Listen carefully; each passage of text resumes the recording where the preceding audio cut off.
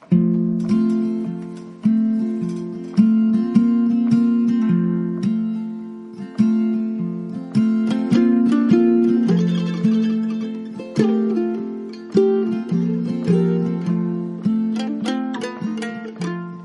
Mental Health Podcast is a production of the Open Stories Foundation and relies on donations from its listeners like you.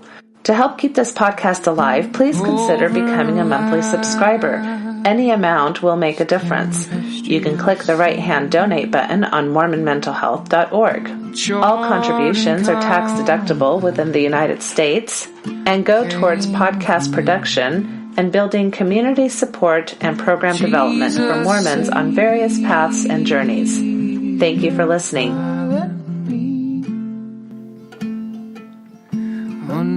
Hello and welcome to Mormon Mental Health. This is Natasha Parker. Here we are at Mormon Mental Health, and I've got a great interview planned for us tonight. But before I get going on introducing that, let me just tell you a little bit about the podcast. So this podcast is under the umbrella of Open Stories Foundation, which is a nonprofit, and it relies solely on your financial support. So the only way that we can keep this podcast going and be financially sustainable is through donations from listeners like you. I know many of you who listen do donate, and I want to thank you really for those donations. They make all the difference. And I would just ask, if you haven't donated yet financially and you find value in these podcasts, to please consider a donation, whether that be like a monthly type of subscription, a few dollars a month, or you can do a one-time donation. There's a nice little button on the podcast page, mormonmentalhealth.org, that makes it all very easy to do that. And any little bit helps. So even if you can just throw a few dollars at me every month, if everybody who listened did that, we would have no problem making this financially sustainable. If you can offer a little bit more, great. It's tax deductible and it helps you in that way as well. And I get a lot of really positive feedback about the podcast. We touch on a lot of topics that are either still taboo or people need information on. So I think it's a pretty robust podcast with kind of a mix of professional people who come on the show and also personal stories that deal with all different kinds of segments of what would be under the mental health umbrella. So other ways to support is to like our Facebook page. We also have a YouTube page now that you can follow us on. iTunes, you can subscribe to us through iTunes. There's all different ways to kind of get access to the podcast. You can help us out by offering a positive recommendation on any of those pages. So if you want to give us like a 5-star rating or 4-star rating, whatever those ratings are, that would be great. You can share podcasts with family and friends, let other people know about this as a resource, ecclesiastical leaders, whoever you think might benefit from the podcast as a whole or a particular episode that is dealing with an issue. All right. So without further ado, and just, I guess really quick too, just to let you know, there is some things that are coming up in the near future. So June, I want to say 7th through 9th, there's going to be a Thrive conference in Utah. It's going to be kind of for people who are transitioning or nuancing away from Mormonism or within Mormonism, but nuancing it, how to build community and mental health issues around that. So you can find out more about that. I'll probably have to post a link to that. I'm not exactly sure where to find out more about that. And of course, Sunstone is coming up in July. I'll be presenting at that, as well as many people who've been on the podcast. And Mormon Mental Health will have a table at Sunstone, so you can come and meet me or talk to me or, ask questions, etc. And I think that's all that's happening for right now. But anyway, you can always find out more information about presentations or other things I'm involved with at natashaparker.org. If you want to get my newsletter to keep up with things like that, you can always click that button as well. So lots of ways to kind of keep in touch with me and my work and what I'm doing. All right, so tonight I have Jimmy Bridges with me. He is a PhD candidate at Kansas State University. So I got to meet him a few years ago just at the Kansas State Conference of AMFT. So that was kind of fun, since we intersected on some areas like religion, religious backgrounds and things of that nature. And since then, he has joined my private practice at Symmetry Solutions. So I've loved having him on board there as well. And he can tell you a little bit more about himself when I allow him to introduce himself instead of just talking forever. But what I was really excited about, and this is kind of one of those funny things where you're just like, wait, what's going on? Is that I signed up for the MoCan conference, which is the Missouri, Kansas AMFT conference. It was all about suicide prevention and treatment and considerations around suicidal issues clinically. So I was very excited to attend. And so I'm looking through the program and I'm like, whoa, there's Jimmy Bridges. He's going to be presenting. So I was like that too. You felt that way too? Yeah. So I was like, what the heck? I know him. So then I was even more excited to go to this conference. So anyway, he has been doing some research, and his topic at the conference was called Queer Clients with Conservative Religious Upbringings, Therapeutic Considerations. And I thought there was a lot of really great information for clinicians. And I asked him to come on the show to kind of share his information, maybe more for, an overall lay public audience, because there's some really great information that I think would be helpful for those who would maybe consider themselves queer, especially since the entire research population was Mormon, right? LDS. So Jimmy will talk a little bit more about his sample size. And also for family members, for ecclesiastical leaders, for therapists who work with LDS people. I thought there was some really good information. So with that as an intro, Jimmy, welcome to the show. So glad to have you. I know you've been on the show before, but welcome back. Thank you for having me. Yeah, really excited. So why don't we just start a little bit with you talking a little bit about just yourself, introduce yourself to us, tell us about kind of your research interests. How did you come to be in the PhD program you're in, et cetera? Yeah, so I did transition. So I transitioned from the master's to the PhD, and it's too late to question that decision, but I find myself questioning it still. Is that just because you're in the throes of your PhD work and your dissertation? Everybody questions that. Yeah. I never went through that process. So, but it's great because I have all of my peers around me doing the exact same thing. So fun stuff. But yeah, I found my clinical work, my research, and any form of community work that I do just in my community here in Manhattan, Kansas, all kind of converging. And I mean, in a way, I have you to thank for that too, Natasha, because you and your practice at Symmetry Solutions and the other folks you have on your show, and it really combines a lot of worlds.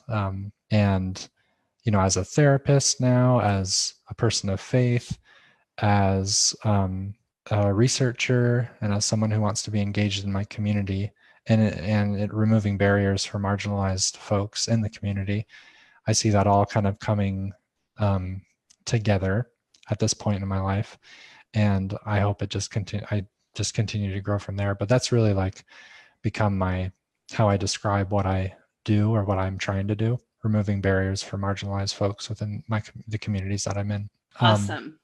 And I really have to credit really important figures. Any time I think about a research endeavor, I mean, most of them have been, for the last 2 years, I've been to, do research with sexual and gender minorities, particularly sexual minorities, though, with an LDS background. And I try to make it happen that I'm working with, whether it's on the research team or I'm consulting, the actual folks in the field that identify the same way as my research participants. It's just something that I try to just seek after people with a similar identity and similar experiences, because I do feel like I'm kind of practicing in isolation, and I have a lot of blind spots being straight and cisgender. And so that's been a huge part of how I go about my work. Okay, great. So one of the things that you did right away, and I see that a few people are watching, so thanks for those who are joining us, and feel free at any point, anybody who's joining us, to make a comment, to ask a question. We definitely try to make some of these live videos interactive. So if you have anything you want to add to the discussion or want to ask about, please throw those at us. One of the things that you did right away at this presentation was you did kind of one of these fun little word play things, right? Where it's kind of, I don't know if it's called a word cloud or something. Wordle. A Wordle. So you ask a question and people get to be interactive with you in the presentation. And so can you tell me a little bit about, first of all, what question did you ask the audience? Yeah. And what ended up resulting as some of the things that came up? Yeah, technical failure. Yeah, well, there's always technical failures. That's right. It's a given. Yeah, but the question was, think of when religious and LGBTQ communities come together, what words come to mind? So it's like a word association, Wordle. But yeah, I wish oh, actually I have the link right here. But yeah, conflict, pain, I think change was in there too. There I were a mean, few positive ones, a but by few large, and I would say like 90% of the words that came in were were about negative, conflict and pain. homophobic, Yeah, right. harmful. Right. Yep. Yeah. And I mean, a part of me expected it, but I also wanted to get a lay of the land of how people were thinking about it, just to kind of really get, oh, I mean, what it was about was getting a sense of them, of people. If that question comes to mind, it's really we're pulling from the narratives in society, because those are the narratives that we hear, that these two communities do not fit. They they're always in conflict, and that's, I think, the louder message, because the bigger churches and the bigger religious organizations tend to be the more non-affirming ones. So it ends up being a pretty dominant discourse. Yeah, and just so people remember, this was a presentation done in Kansas City, Kansas. This was not to a Mormon audience.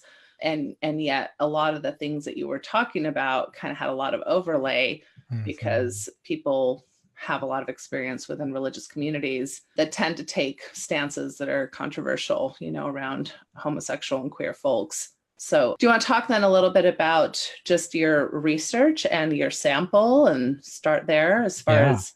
Yeah, I'd love to. So the original motivation for this specific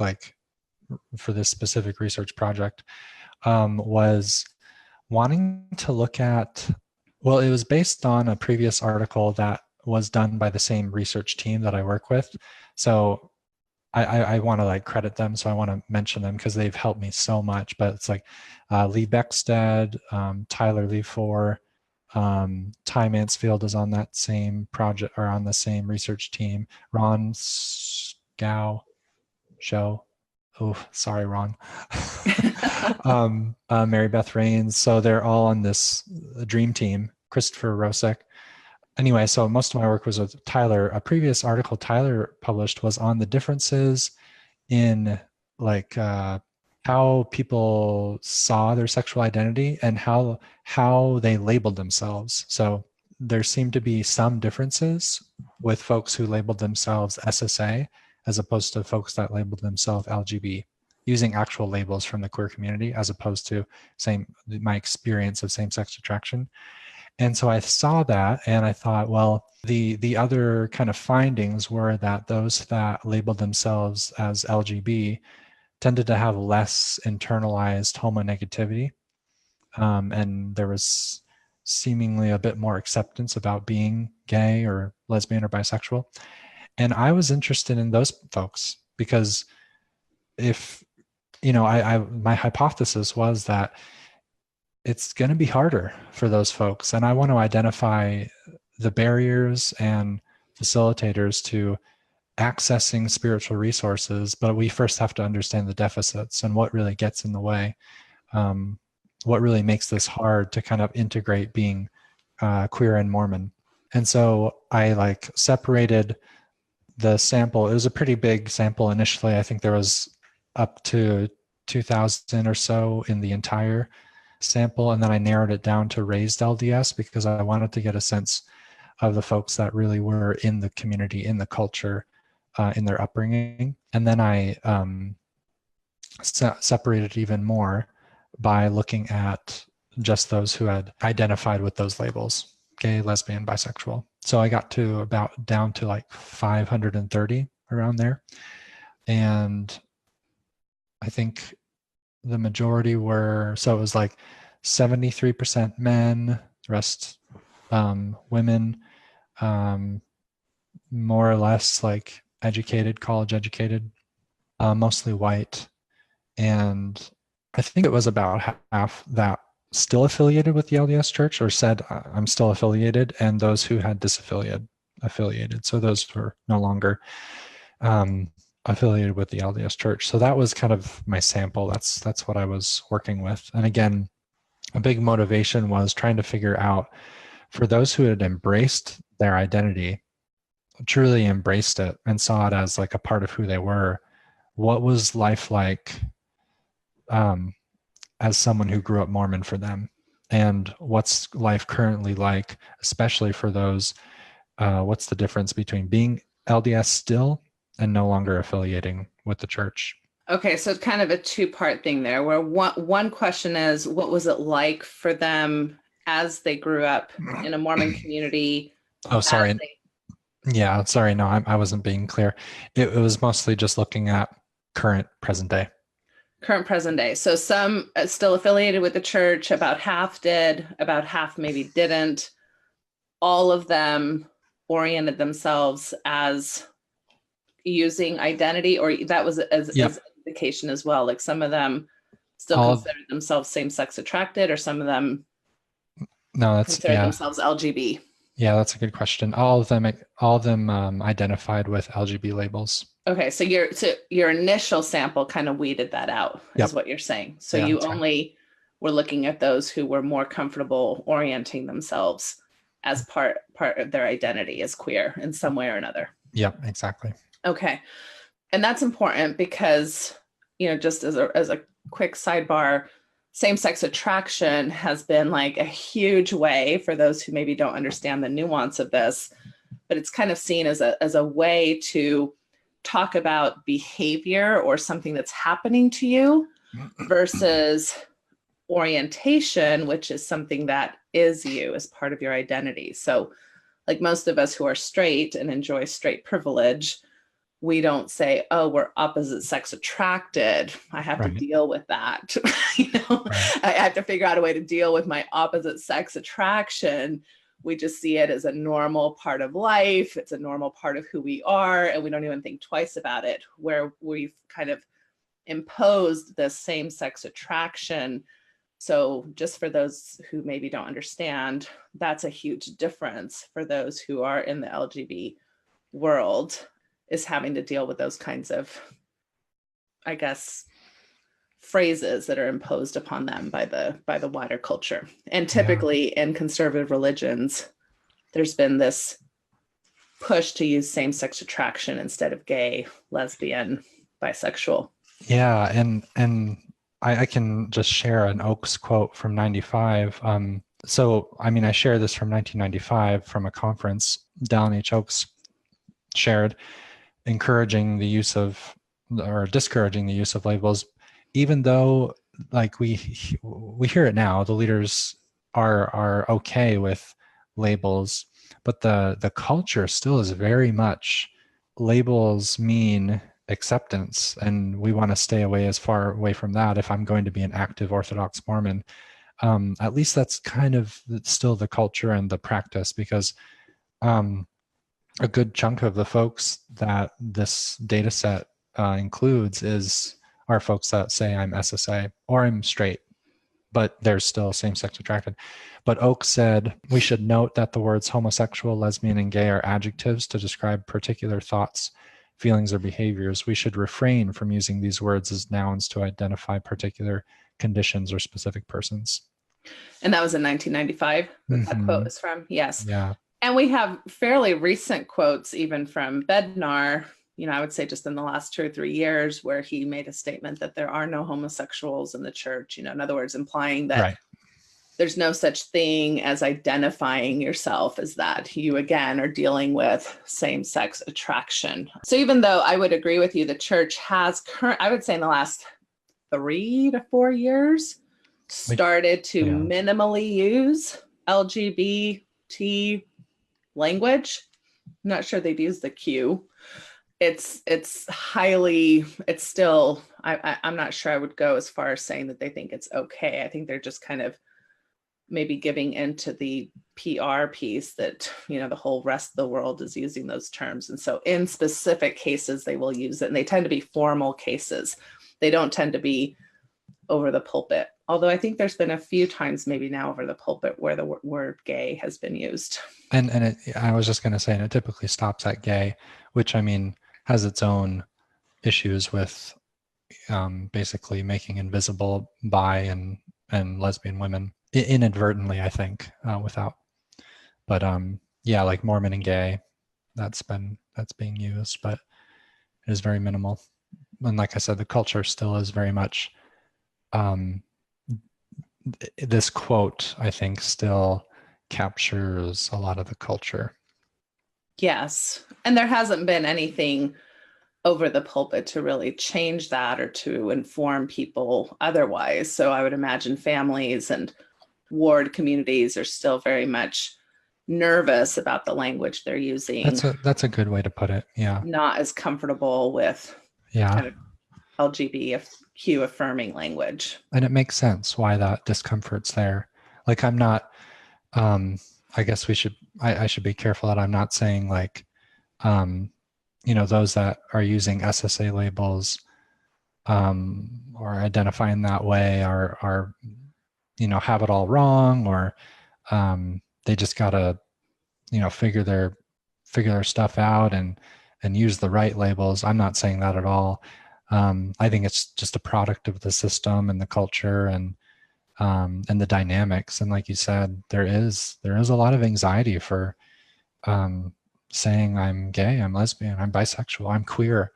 So there's so much stigma around that kind of language. So there's so many assumptions that are made in our community, in the Mormon community. So this kind of goes along with what you just said. Nathan Kitchen is joining us. He is the president of Affirmation. So hello, Nathan. And he posed a question that I'll throw out. He says, would you consider it traumatic for someone who identifies as SAA for the LGBTQ community to tell them that SAA is not a valid way to healthily identify?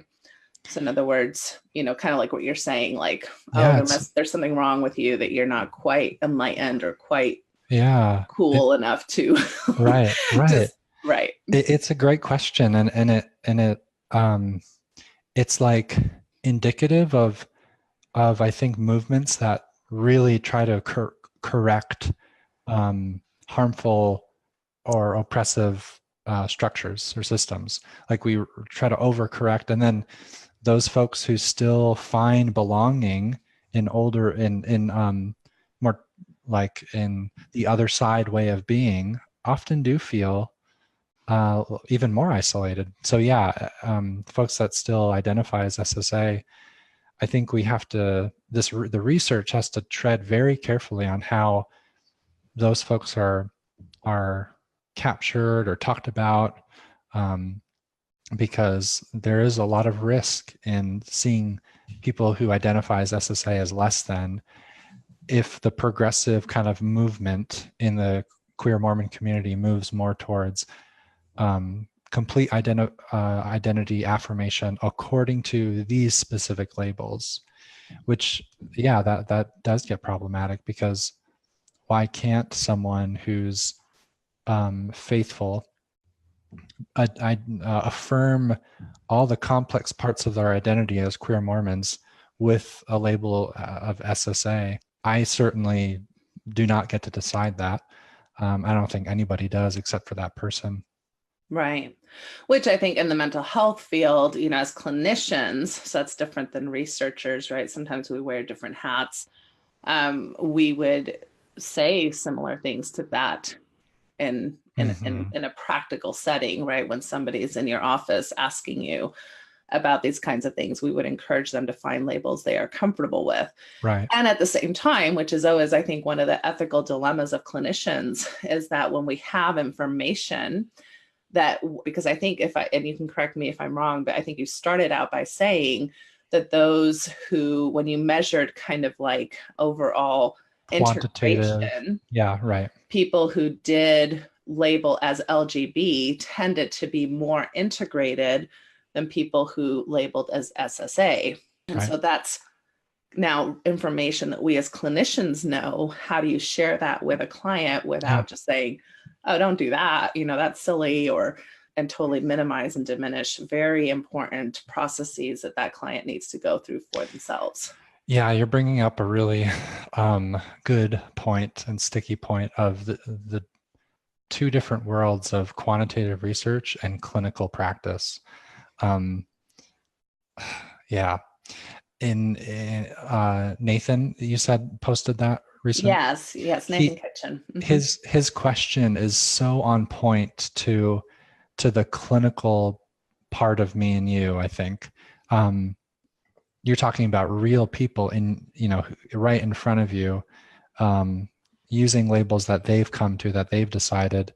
And then on the other hand, in this research realm, this quantitative research realm, we're talking about groups of people, identity markers that they fill out on a survey, and then all these other variables that we're tracking through other scales and stuff. And you kind of lose a lot of the individualized, catered to nuance of each person. And I think on a clinical level, I might say it like this, that if I have a client coming to me that says, that identifies as SSA, I might be thinking, I wonder what work they've done in deconstructing some of the internalized homonegativity that the research finds is higher for those folks. But I'm required in that instance to ask questions, to not decide for them or assume that their label means they see themselves more hatefully, or they see their identity as more hatefully.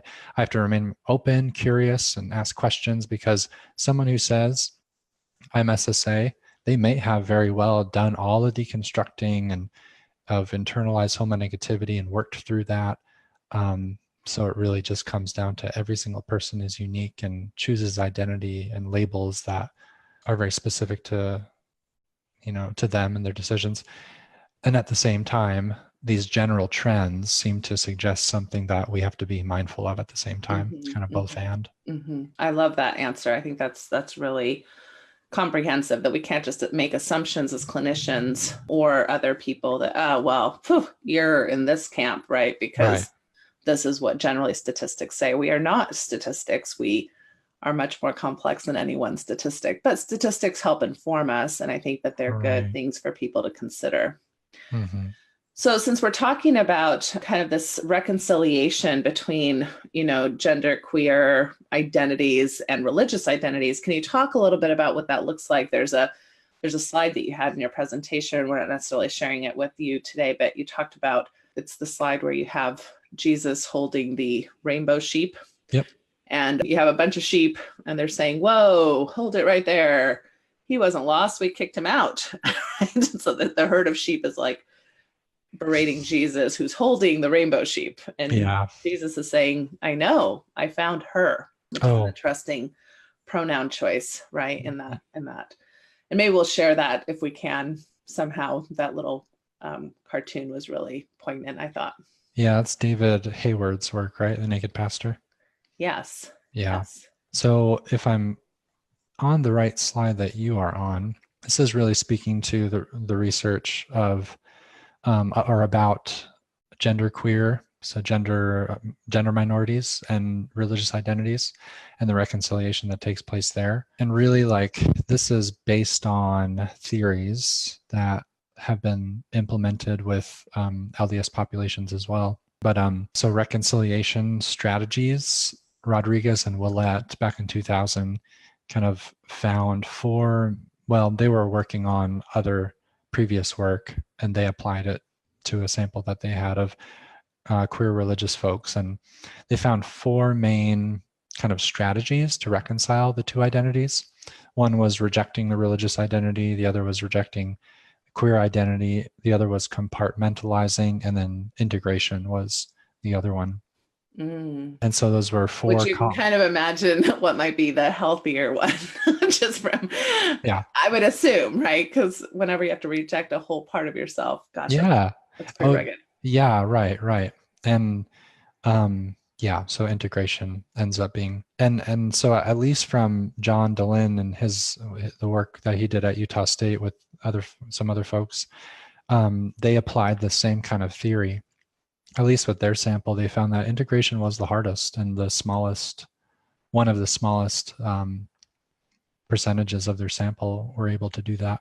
So when I'm talking about integration and identity affirmation, I do have a pretty specific definition as far as how I defined it in the research that I did. And I'm talking about folks that really see their sexual minority identity as not deviant, not abnormal, just another variation of sexuality. That a belief of same-sex sexuality was normal. That there's self-acceptance for who they are. There's some level of outness about who they are, and low internalized homonegativity. And that just means like low on the beliefs of like, I wish I were straight, or life would be better if I was straight. Those are some of the items that were used in that scale. So that's what I'm referring to when I say identity affirmation. So you were trying to study the fourth category, meaning people who were able to integrate these aspects of themselves, even though you're saying that previous studies have shown that that's the smallest group of people. Like, do you have a breakdown at all? Maybe you don't have this just off the top of your head, but do you have a breakdown of who falls under the either rejection of identity or rejection of their religion or compartmentalization? Do you want to talk a little bit about those three and what they look like in people's lives? I mean, as far as as far as like the percentages, or as far as what it really means? Both. If you have the percentages, I don't want to put you on the spot like you know the percentages. No, you're fine. Because I definitely don't. So if I were going off of like John Dehlin's work, he found that the bigger majorities, the larger majority of folks tended to reject religious identity. So that was a big section of it. Rejecting religious identity and compartmentalizing, I believe, were big ones. I think followed by rejecting LGBTQ labels, and then integration was one of the smallest. Compartmentalizing, I guess I'll just explain that because it's not the most intuitive, but Willett and Rodriguez talked about this in terms of, when I'm in my religious space, I leave my queer identity out of it. I'm not talking about it. I'm not expressing it. I'm not affirming it. I am in my religious space, and I'm conforming to what the religious community requires of me in order for, my ability to be active, be successful, and look like everybody else. And then when I'm affirming my sexual identity, and when I'm in that space, I'm not talking about my religion. I'm not considering my religion. I'm fully in whether that's like I'm hanging out with friends and that are also part of the queer community, or I'm able to be with people who are affirming or allies, but that both worlds are kept pretty separate. Their theory, and based on like their smaller sample that they did back then, was that it's not the most sustainable because you are having to do a lot of management, a lot of energy, a lot of mental energy to keep those things separate so they don't spill over into each other. Yeah, it doesn't sound like a very fun way to live. Or, I mean, I can understand why people do it. I think it definitely makes sense. Yeah, I guess why people would choose that, but it does seem like it just tires me to even think about it, right? Like, I have a lot of privilege that as a straight cisgender person, I don't even have to think about that. Mm-hmm. And I guess that's where my mind went when I first started learning about this, that it makes sense considering the context. That in a way it's a way to try to find the best of both worlds, but without having to reject one of these aspects of yourself, like your religious identity or your queer identity. So I did find the actual like percentages, and this was like I said, John Dehlin's, and then Renee Gallagher and William Bradshaw and Catherine Crowell that they did back in 2015. And rejecting LGBT identity, 5%. This was just according to their sample of 1,493 folks. Compartmentalizing was 37%. Rejecting religious identity was 53%. And then the integrators were 4%. What was your first number? The compartmentalizing was what? Compartmentalizing was 37. 37. Yeah. So the majority were either compartmentalizing or rejecting their religion. Yep. Religious identity. That's right. And given the stances that the Mormon church in particular, the LDS church has taken, unless, I would just say this from what the church has said and how they've posited things, there really is no room for integration. If integration is going to happen, that happens on an individual's ability to somehow nuance and abstract their ability to do that. And I guess that's probably what you're going to talk a little bit about tonight. Yeah. And I'll add to that too. What you just said is true, especially if we are deciding what affirming sexual minority identity means, or affirming sexual and gender minority identity. Because to rebuttal that, someone might say, well, I have integrated, like I feel comfortable in both of these worlds and I don't keep them separate. So this is like stepping back into this research realm, into the quantitative kind of definition. We need to have definitions for all our terms. That right. When the research is talking about this kind of integration, typically they're talking about someone who can affirm completely being gay, being lesbian, which also means their same-sex sexuality. That complete affirmation of that is being able to express themselves sexually in that way, which, if you're wanting to remain active in the church, is not going to happen, or you can't have both. But integration then I think has to take on a completely different form in the definition, not for your sexual minority identity, but for what it means to be a Mormon. That's in my mind, that's kind of the only way I see that going. If we're wanting folks to really like be who they are in terms of their identity, you can shift and change religious adherence and religious expression. You can't do that with sexual orientation. Right. So this would be, I guess what I'm kind of getting at, probably poorly in my language, is I don't think the church, if you're going to look at it from a literal perspective, makes room for integration. It's impossible.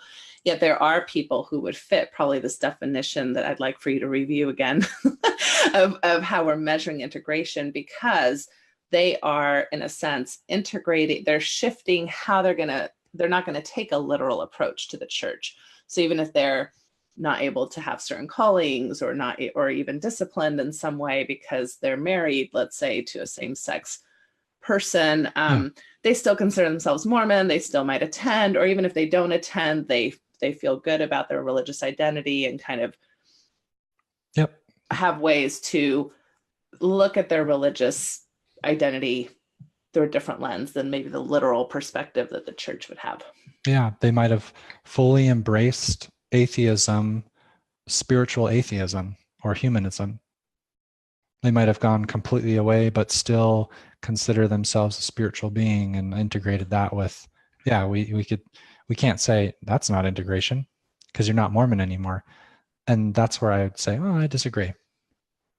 But it's hard for me to say that the other way, that kind of, and this is maybe where I am more critical about where society is and where it needs to be. That as these definitions talk about integration, they're not talking about someone who really like minimizes their sexual identity. They're talking about sexual identity that's embraced and affirmed. And I mean, even when that's done, and if, say, someone's bisexual and they do that in the church and they're married, they're in an opposite sex marriage, there are still repercussions for being out and open about your bisexuality. At the very least, there's an estrangement that occurs, not being able to stay in the same space and be listened to and affirmed and supported in your bisexuality in like Orthodox active spaces. Yeah, that's right. Yeah. Yeah. So it's complicated. And it is. And you're saying that a lot of these people really find spiritual integration in other forms that are not necessarily within Mormonism. I was trying to even make room within the Mormon context, for people who just identify, but just not in a literal way anymore. And that's even probably harder from these measurement perspectives. And that gets, I think, into a whole other conversation, probably not for now, of like why we're even talking about Mormonism in terms of you do it this way or that, but that a spectrum of Mormonism should be so much more normalized and would create so much less stigma about sexual and gender minorities for occupying Mormon spaces if Mormon spaces were more nuanced and spectrum-ish. So, right. Yeah. Okay. Well, and just to review this slide, you basically were talking about, I think, Levy and Lowe's work in 2013. Yes. And they found people who had kind of some of their basic experiences, right? Going through towards a space of reconciliation between these things. Yeah. And for this was like trans and gender non-conforming folks and keeping, so some of that reconciliation initially started with keeping their dissonance a secret in their religious spaces, struggling with their spiritual and religious beliefs, just internal struggle. But that depression, isolation, oppression, like I could definitely see that for genderqueer folks who don't like fit into a binary category. Our overt oppression or rejection were resulting in their religious spaces.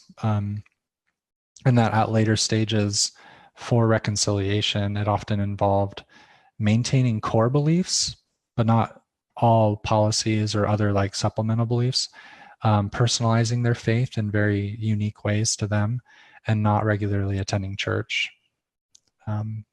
So this was for genderqueer trans folks. Right. Yeah. And what I want to just point out really, which I mean, I think everybody understands and it's kind of obvious, but I just think it's important to point out, is that these issues don't come at no cost. It's not like, oh, okay, just pick one of the four, and go your merry way. Like a lot of, I think, the Lynn's research and other people's research, like Levy and Lowe here, show that when you compartmentalize or when you have to reject a certain aspect of yourself, like even a lot of people might say, well, sure, just leave your religion, right? Like leave your religious identity. Why would you ever want to be part of like a homophobic faith environment? Yet there's huge cost in that, right? From a personal identity perspective, a community perspective, spiritual perspective, right? And so all of these things lead to severe consequences, which measure out in things like clinical depression, isolation, even physical health, has been tied to this. Rejection, we know that community rejection takes a huge toll, increases suicidal risk. And this is all, fairly substantiated things in the research. So this imposition that we have, where we're really queer folks in most of conservative religious America, which I think is a huge part of our country still, are having to deal with these kinds of ramifications at some point of their developmental stage of life with huge implications. Yeah, that's true. That's, ultimately why I focused on suicidality as one of my kind of outcomes to all the different variables I was looking at and how they all kind of impacted suicidality, but also like life satisfaction, but anxiety as well. Because there's significant stuff that goes on. Can you talk a little bit, since we're on that topic, about, you had some thoughts about just defining non-affirmative settings, or even the term religiously abusive? Yeah. I really have loved the Human Rights Campaign site. It's like oriented me quite a great deal in just figuring out affirming and non-affirming churches, and like religious organizations. But when I say affirming, really talking about religious organizations that embrace like same-sex behavior, that marriage, sanction same-sex unions, have LGBTQ folks in leadership positions, and there's like space to queer theology, just to consider theology, doctrine, stories, narratives with queer lenses, actually in the curriculum. And then non-affirming spaces or non-affirming religious organizations are those that condemn same-sex behavior as sinful and barring LGBTQ folks from spiritual leadership and any position really of leadership. And I mean, like I said, the Human Rights Campaign goes into a pretty specific list of affirming and non-affirming organizations, and they just pull right from the church's own statements, whether it's out from like a conference statement of the official statement of the church or organization, or like from the handbooks that they have or religious text. So they do. So I'm guessing we don't fare well on that list. No, we're on the non-affirming list. Yeah. And I think they pull from the handbook. I'm pretty sure. Yeah, I'm sure. I mean, it's super easy to find material as to why we would be non-affirming. It is. Yeah, it is. We can pull from a conference, or there's the Encyclopedia of Mormonism. Yeah. Right. But yeah, that does go into kind of religious abuse, and the research that I've kind of looked into in terms of religious and spiritual abuse specifically looks at sexual minorities. Like there was one, I think this was the same one that I was citing by Super and Jacobson. This was in 2011, but they found, I guess how they like define it is just a religious group or leader using coercion or threats, rejection, condemnation, or manipulation to force any individual into submission of the religious views about sexuality. So often that means away from same-sex sexuality. And a lot of the, so they had a sample as well, and they were doing some analyses with different variables connected to it and outcomes, and religious abuse was related to things like low self-esteem, guilt, shame, spirituality loss, substance abuse, and suicidality. Pretty significant. Yeah, for sure. So I'd like to just kind of go over these quickly and then kind of move into some of your assessment thoughts, because even though your assessment thoughts were for clinicians, I think that they're good questions for us to ask ourselves as a community. Yeah. So factors of identity integration. So these are some of the things that you were measuring that you felt were aiding in integration. Right. That I can see myself as a spiritual being, or if I want to, if I want to identify myself spiritually, I can see myself within my orientation comfortably, which is how you're measuring this integration word, correct? Do you want to make sure we understand how you're measuring that a little bit better before we move on? That's good. Okay. So some of your factors were like accepting self and having a sense of completeness. Yep. And you have 67% of your sample said, yes, this is how they feel about themselves. This is how you were measuring integration. Is this correct? This was actually taken from another study. Oh, okay. I apologize then. No, it's the same. I'm glad you point that out. It's the same variable. I mean, it's basically the same variable we use, self-acceptance. That was one of the most significant factors. It's specifically self-acceptance about one's same-sex attraction. And that was just one of the most significant factors that predicted, lower rates of anxiety and suicidality and higher rates of life satisfaction. But that was really connected to when we looked at like when we're thinking about what helps integration. Self-acceptance is going to be a part of that. And then I asked a question before that in my own research of what really impacts self-acceptance. what really impacts self-acceptance for sexual attraction. Because still, like, there's not a systemic kind of picture of what really is going into why someone would be self-accepting of themselves. And we really found, and it's not a surprise, but it's nice to see it replicated, that support, the different kinds of support. And if this is a good time, I could go into specifics of what I mean by that. Yeah, the certain types of support were pivotal in helping people have this experience of self-acceptance. Yeah. Yes, please. Yes. And these were the significant, like, even, so this was even controlling for all other factors. So, I mean, the methods, I feel like it would take too long to explain the analysis that I did, but basically it's pretty cool stuff though. Basically what it does is the statistical analysis can account for a bunch of other things at the same time. So you have a stronger way to say, oh, this thing is really related to that, because Okay. I've really like tested it with all this other stuff. And I, because one of the thoughts that I had was LDS affiliation was going to be a significant, like, is going to be related to higher suicidality, higher anxiety, and lower life satisfaction. For those who are saying, I am more affirming of being gay or lesbian or bi, being affiliated with the LDS Church is going to be more difficult for me. So that was what I was thinking. And that's what showed up when I just looked at the differences between scores of anxiety and suicidality. That's what showed up.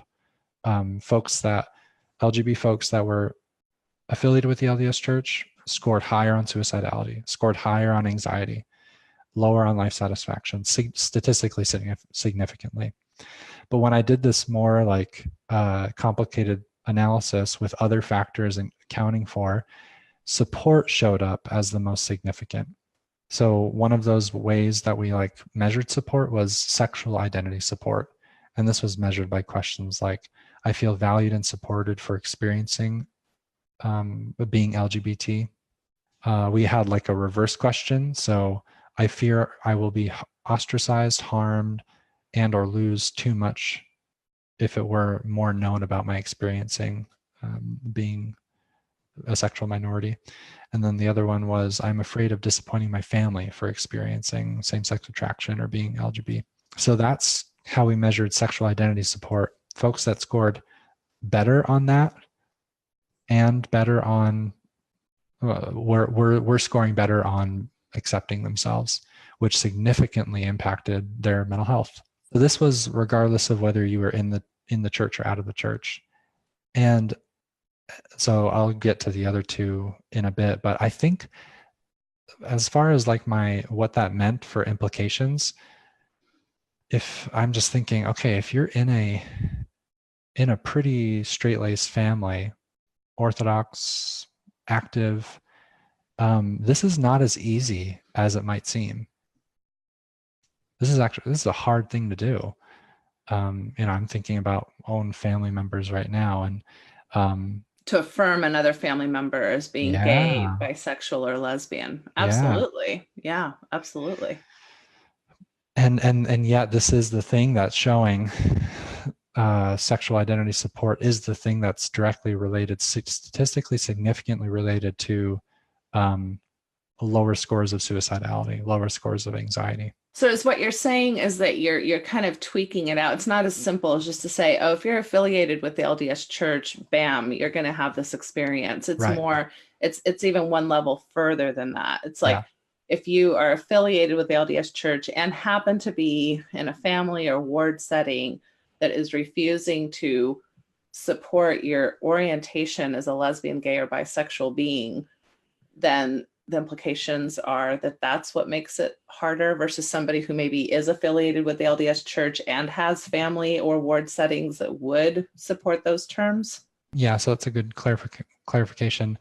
Based on how I did the analysis, I think what it's saying is just flipping it around, that if you have sexual identity support, whether you're in the church or out, you're going to do better. So not for us to just assume that leaving the LDS Church is the panacea for mental health. Yeah, no, meaning that there's that you need this particular ingredient from your support Yes. network, whether it's Yes. an LDS or whether you leave the LDS faith, you're still going to need to find that somewhere. Yep. Well, and I mean, especially from family. One of these questions asks specifically about if you feel safe around family, or I'm afraid of disappointing my family for experiencing same-sex attraction or being LGBT. Like that. I mean, family is a big part of this. Yeah. And what you just said was really important too before that, that you're right, that it's not whether you're in or out of the church, if you don't have support for who you are as a lesbian, gay, or bisexual person, and for that part of who you are, it doesn't matter whether you're in or out. If you have more support in this way, you're gonna do better. But at the same time, we don't, from this study, I didn't get like a nuanced sense of what people meant when they said I'm affiliated with the LDS Church still.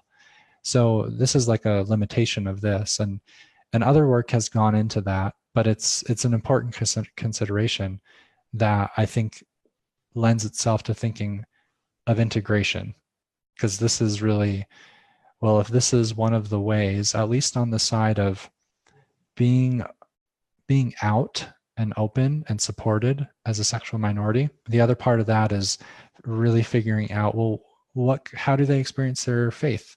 Even though they say they're affiliated with the LDS Church, how does that look specifically? Because it might not look like the normal, I say normal, what I mean is the straight cisgender active Stereotype of like Mormon. an active person. Yeah, right. My guess is that it's not. It's not exactly like that for most folks who are trying to affirm their sexual identity.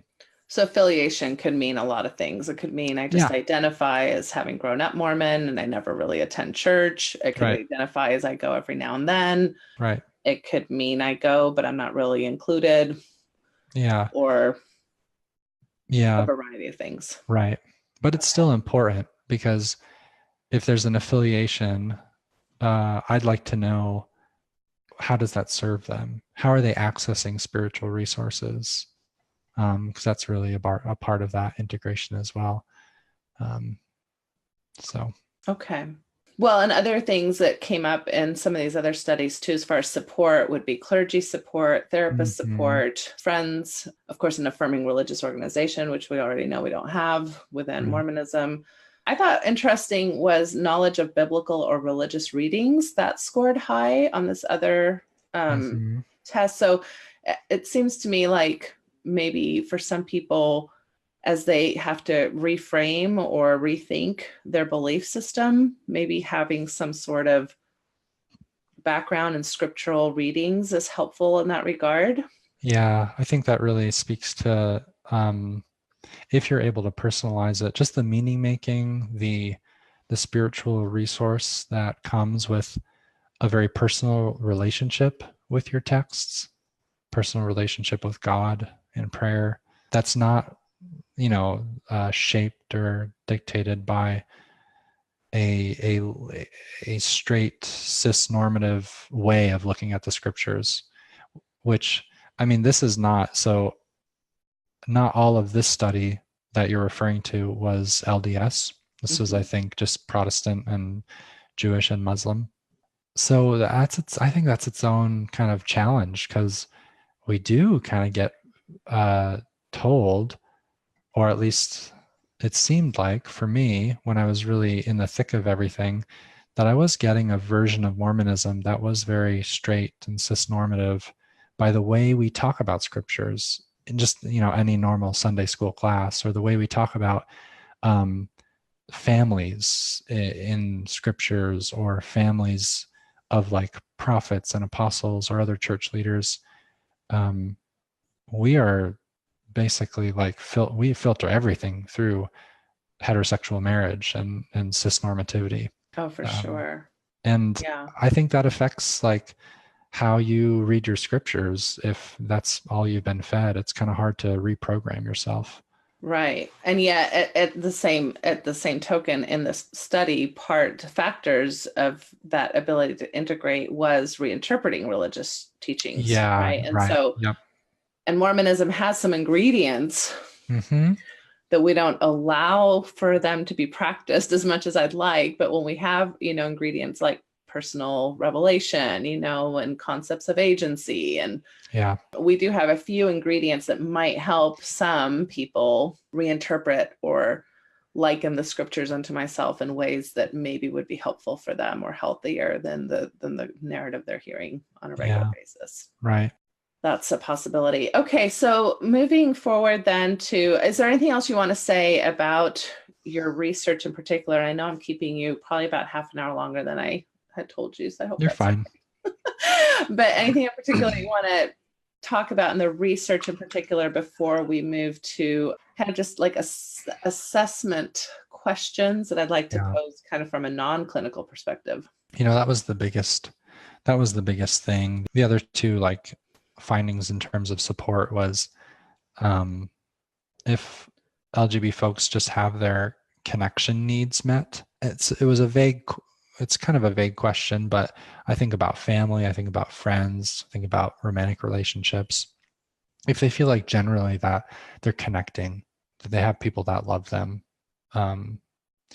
that was a significant predictor of like positive outcomes of mental health, which makes sense. But also LGBT community support was a big factor in this. And we measured that just by asking folks if the out and open LGBT community has felt like a supportive community for them. And based on how they answered that, that also significantly predicted kind of how they were mental health wise, which makes sense. This wasn't so much the case with folks that identified as SSA. The church was more of a support for them. Folks that identify as LGB, in this sample at least, this made sense to include LGBT community support. So. Okay.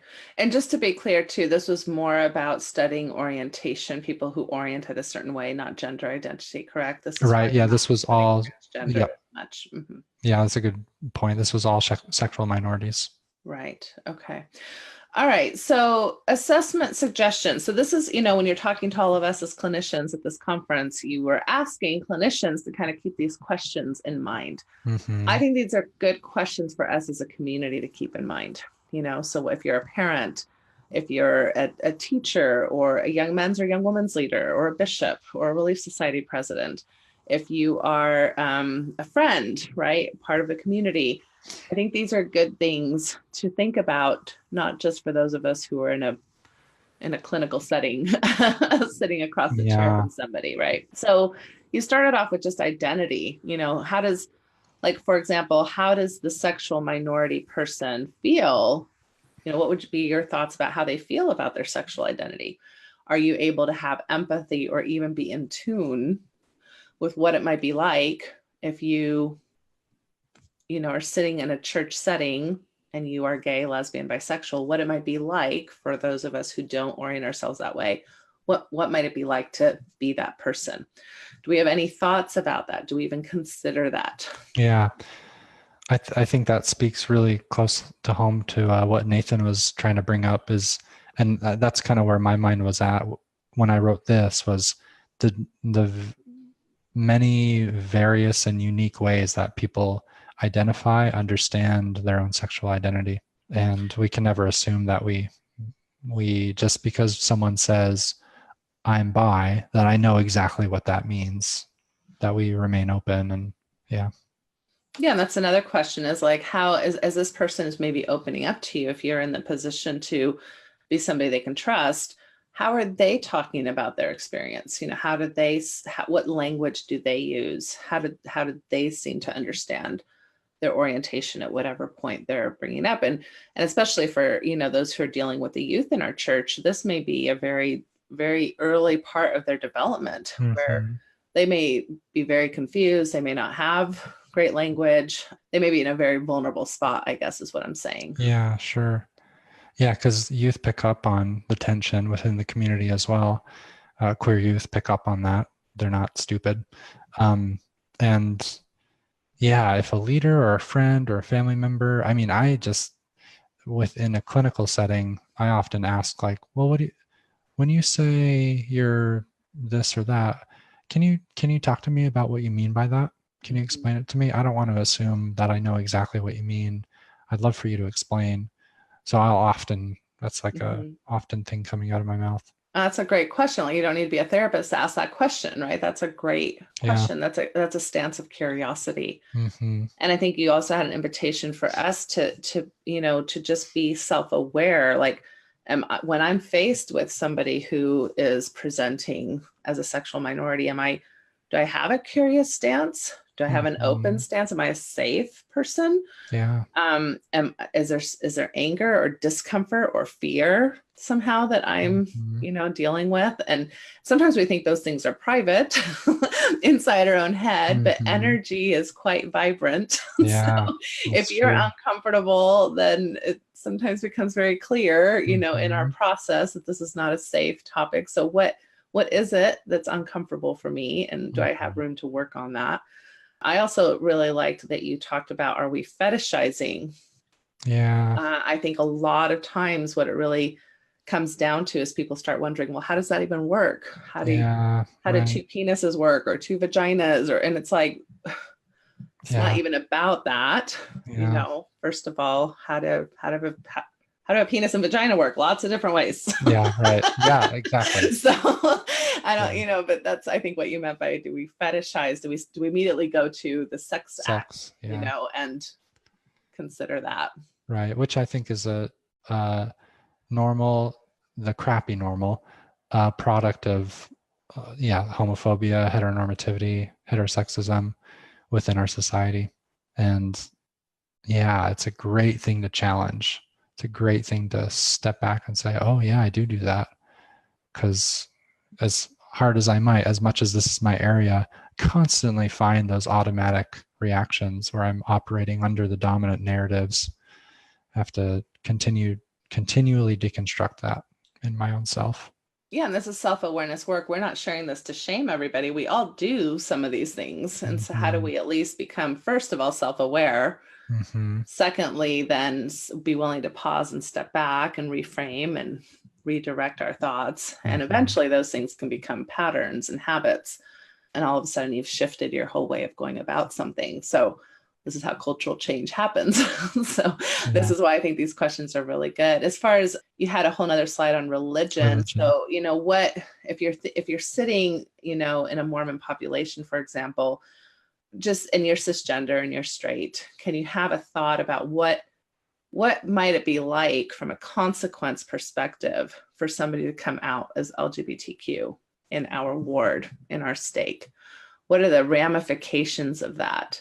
And can you really sit with what that might mean for at least, 5 to 10% of the population of any given community? Yeah, just as simple as like asking yourself, have you ever been, I might ask myself, have I ever been looked at strangely, or looked at strangely walking into a chapel, walking into a sacrament meeting with my wife, holding hands?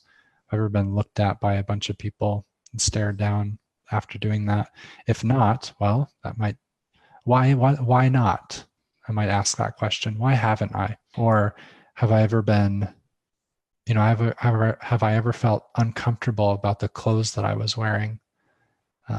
Why not? What's that about? These are questions that could ask, especially within the space of church, going to church. And that it's, I think, oversimplification to just say, and I hear this, I guess, in my own community, so that's why my mind goes here of, this veneer of like acceptance that, why don't you just come? We're welcoming, we welcome you here, we want you here, we love you. And you can only say that so much.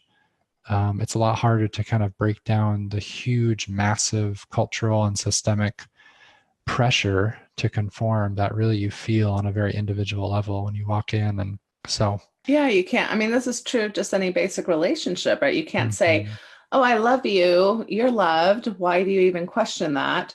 When behaviorally or systemically a person doesn't feel loved or supported or legitimized, right? So we can, I think that's a fairly, maybe it's harsh for me to call it a cop out, but I think it is a bit of a cop out for those of us who get to sit in pews on a regular basis and are very comfortable in our heteronormative identities, is to say, well, but we are loving, we do love, and we would never want anybody to not feel welcome in our ward, when we really aren't doing the type of work to understand why it feels so unwelcoming, so delegitimizing to people's identities, how hard it is to constantly be in these, like you're saying, these compartments, right, of all these pieces that make me, when the pieces that make you naturally flow with the tribe. That's easy. That's easy. If you feel welcome Yeah. at church, it's probably because you fit in easy ways, Hmm. right? Yeah.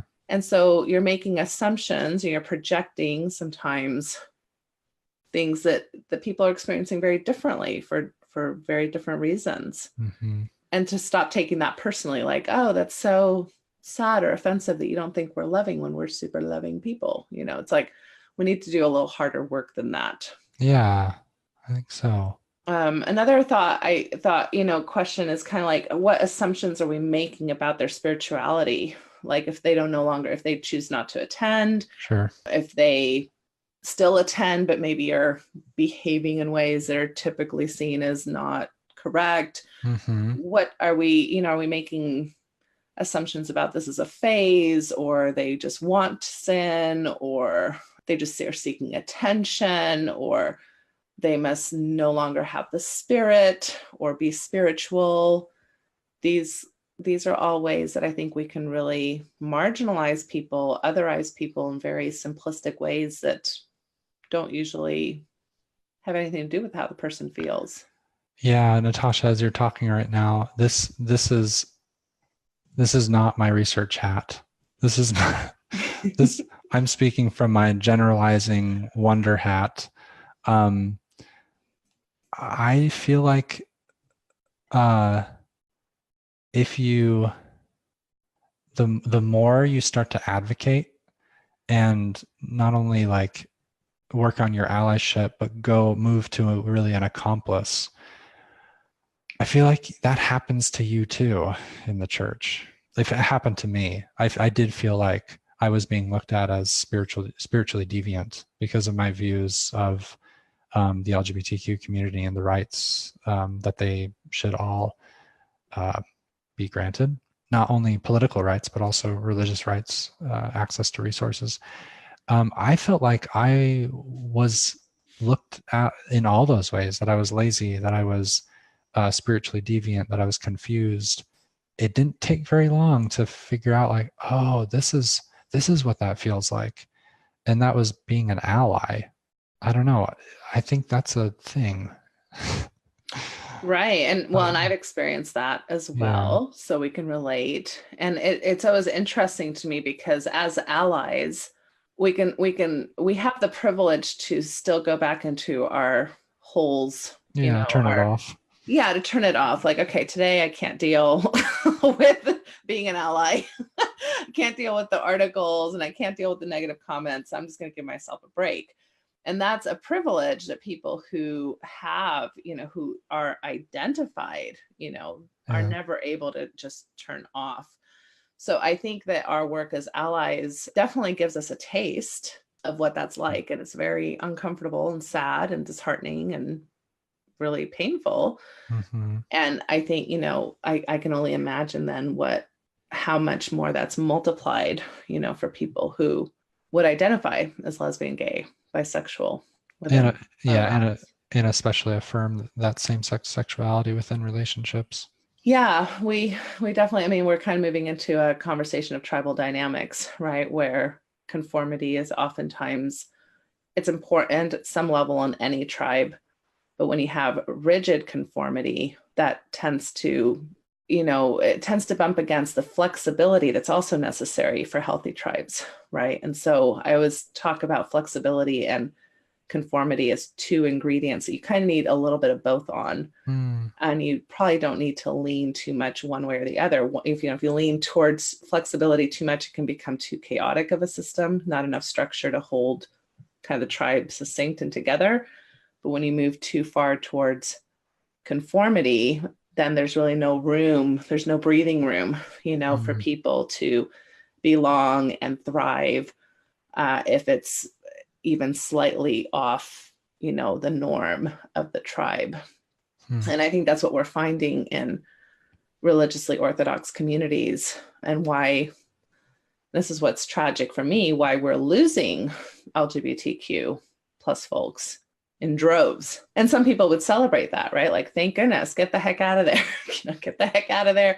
It's an unhealthy system. It's kind of like abusive families, right? Like, if you're going to have an abusive, toxic family, get the heck out. Don't stay, get a divorce, for example, or, don't have an ongoing toxic relationship with your extended family that treats you like crap at every family reunion, right? Or whatever. And I think there is truth in that. And at the same time, it's still sad that we can't fix the family to begin with, right? That we can't do the work as a family so that people don't have to leave in order to find healthier support and tribes elsewhere. Right. Because even that cutoff process it comes at such a high cost for the individual going through that. And it also comes at a high cost for the tribe left behind, even though I don't think we recognize that. Yeah, right. Yeah, Derek Knox speaks to that a lot in, to that last point you just mentioned. Yeah, super important. Okay. Oh, one other thing I wanted to ask, or just kind of you had this as one of the suggestions is, if you're a therapist, are they able to talk about their future? And so I would encourage people to think about that. When you're dealing with like LGBT youth or person in your ward or community or family, are you really thinking about that from the perspective of the dreams and goals that, again, from a heteronormative narrative, from a cisgender narrative, those things are just natural, right? We dream about jobs and relationships and families, structures of our own, and romance and sex and kissing and flirting. And those are, you wouldn't even think twice about having those types of dreams. Going to stake dance. Like you said, holding hands, with your sweetheart on the same pew, really recognizing, how does this person envision their future? Am I aware of the many limitations our culture imposes on just dreams and future type ideas? Yeah. All right. And then, so your main takeaways were compounded amounts of discrimination impact identity formation and well-being. So that you're not the only researcher who's come up with that. Yeah, right. You also came up with being raised in conservative religions can significantly affect self-acceptance for one's queer identity. Again, that's not new, but it's always good when we can repeat research. Yeah, right. More thing. And then clinicians should be considering assessing religious background, faith crisis transition, and changes in family dynamics pre and post coming out. And I would add to I would add to coming out, both coming out queer and also coming out as within your faith transition or crisis. I think they're both equally can be significant, sometimes traumatically significant, and sometimes supportive and transformative. And this is something I was just having a conversation with another therapist on a Facebook group about how often we hear stories within the clinical kind of realm where clinicians are really not very either culturally sensitive or equipped to deal with the religious transition in particular. Yeah. Where, you hear people on one side of the spectrum, if they're non-religious or don't come from your background, it's kind of like, well, so it sounds like that's not a super healthy community. Why don't you find a different one, right? Or why don't you go to a different church? And when you grow up, in an Orthodox faith like Mormonism, it's just not that simple. It's not as simple as finding a new church. even in other churches, like I have friends who are like, oh yeah, I don't like my Catholic pastor. So we found this other Catholic church across town, we went to, so they're still very Catholic. They didn't have a Catholic faith transition Right. when they changed the church that they went to. Mm-hmm. We don't function like that. That's not how Mormonism functions. So, Yeah. and other Orthodox faiths as well don't function like that. We're not the Right. only ones. And then on the other side of that spectrum are, of course, the people who are in the faith and are imposing their own heteronormative cisgender narratives in ways that continue the oppression and kind of unethical treatment of people in these camps as well. Mm-hmm. Yeah. Well, I loved your presentation. And just so people know, I recorded it. I hope it's an okay recording. I had it edited. So hopefully they can create some of the voice to be a little louder because I just recorded it on my phone. But we will be sharing that here at Mormon Mental Health Podcast as well, just your presentation at the MOCAN conference. We also are going to be sharing it on the Mormon Mental Health Association page. So those are, I got your permission, Jimmy, to kind of share it. I thought it was an excellent presentation. And I think this is really relevant work that needs to be as out there as possible. So thank you so much for just sharing and being so open with your work and being willing to share your presentations in that way. Any final thoughts from you as far as? Just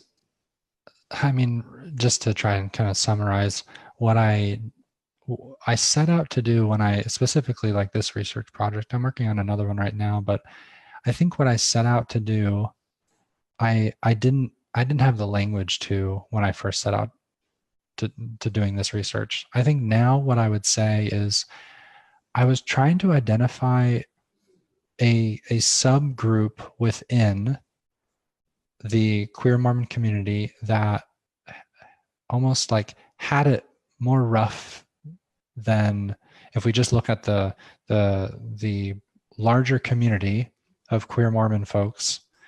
There's so many variation of how much privilege certain folks gain depending on how they live their lives. I wanted to identify the folks that really had a hard time, specifically because they were trying to affirm their sexual identity, and it's really those folks that I'm trying to tell a story for. And I say that because I know that there's its own set of research of looking at folks who identify as same-sex attracted, folks that really prioritize their religious identity over their sexual identity, which is it's another way of reconciling those two identities. But really what I started seeing was there's some pretty significant losses in spiritual privileges for folks that want to affirm their sexual identity, and even especially if that means wanting to be in a same-sex relationship. So that's really what this speaks to, I guess, the research that I'm talking about here. I want to create, with the help of other folks who really have a lived experience of this, I want to be able to make the church a more affirming and inclusive space. It's the goal, I guess. Thank you, Jimmy. I think that's the goal of so many of us, and it becomes hard when we lose so many or see so many suffer in the process. And that's why I always, finish these by making sure that, I don't know how sometimes we come across, sometimes you think you're expressing yourself one way, but Yeah. I just want to be very clear. And I think Jimmy agrees with me, is that whether you stay or go, we celebrate you.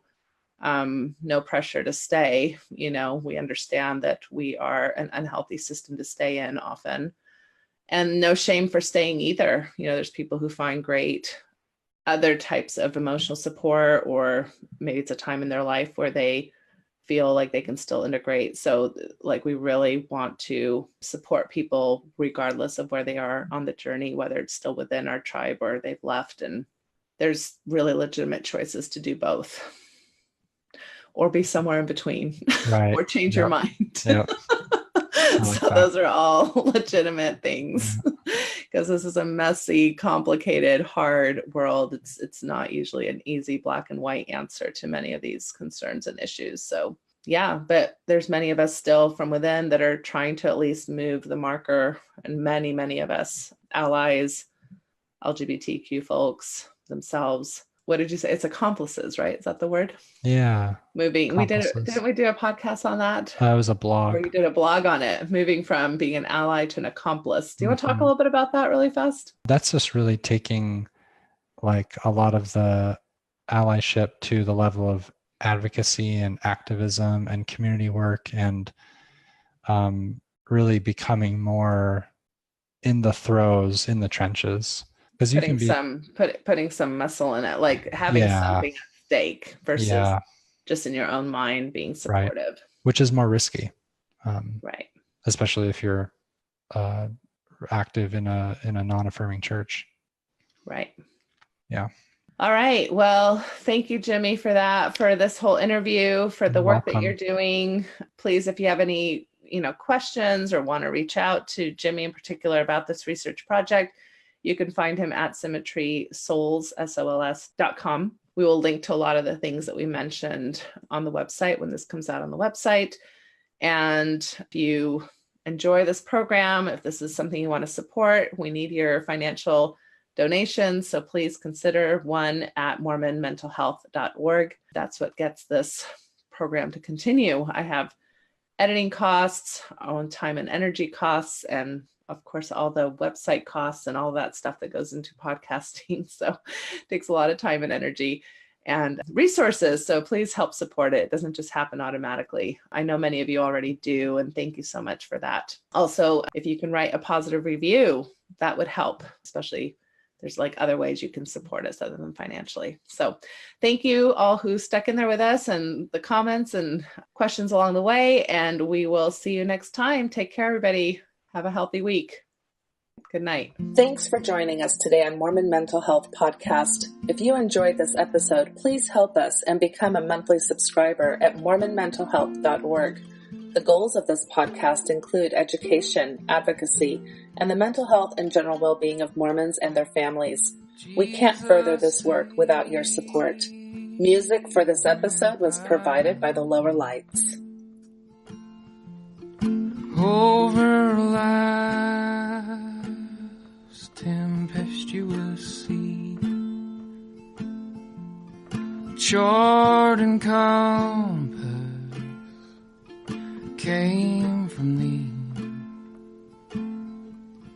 Jesus, Savior, pilot me, unknown ways before me roll, hiding rock and treacherous show. Chart and compass came from thee. Jesus, Savior, pilot me.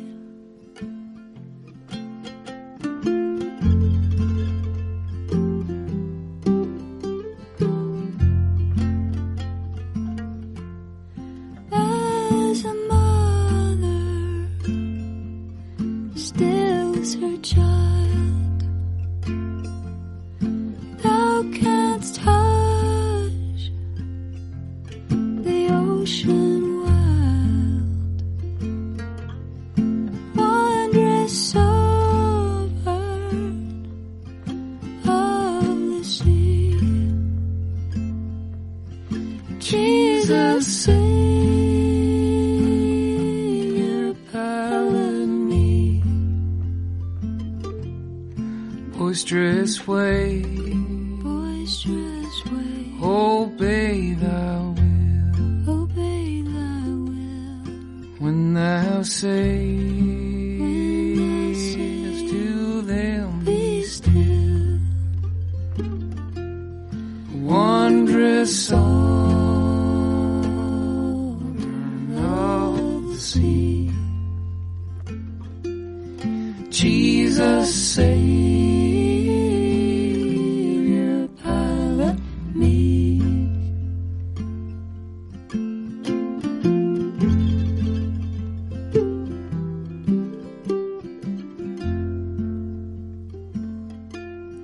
When at last I near the shore